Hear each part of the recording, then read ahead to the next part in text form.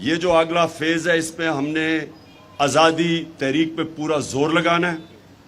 میں انشاءاللہ چند دنوں میں ڈیٹ دینے لگا ہوں.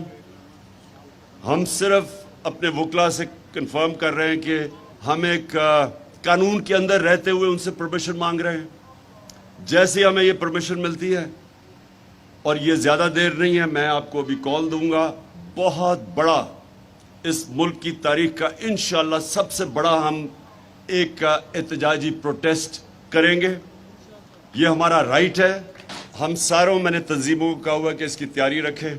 ہم انشاءاللہ جیسے ہمارا کلیئر ہوتا ہے، ابھی سپریم کورٹ کا سے جو کلیئر کرتے ہیں، کیونکہ ہم سپریم کورٹ میں گئے ہوئے ہیں، جیسے کلیئر ہوتا ہے میں آپ کو ڈیٹ دوں گا. میں سب کو چاہتا ہوں آپ جتنے بھی ڈیلیگیٹس بیٹھے ہوئے اپنے علاقوں میں تیاری کریں، کیونکہ میں اس کو یہ نہیں سمجھتا ہم پالیٹکس کر رہے ہیں.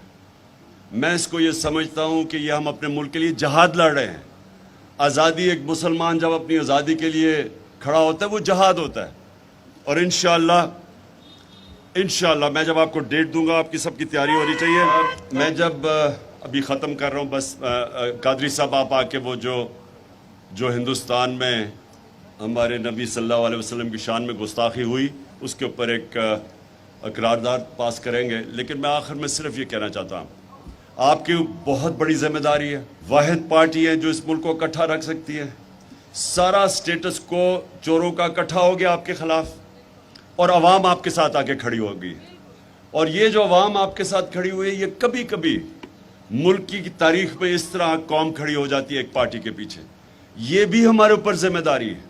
اور انشاءاللہ میرا یہ ایمان ہے کہ آنے والے دنوں میں ہم ہی وہ پارٹی بنیں گے جو اس ملک کو حقیقی آزادی اور حقیقی جمہوریت کی طرف لے کے جائیں گے.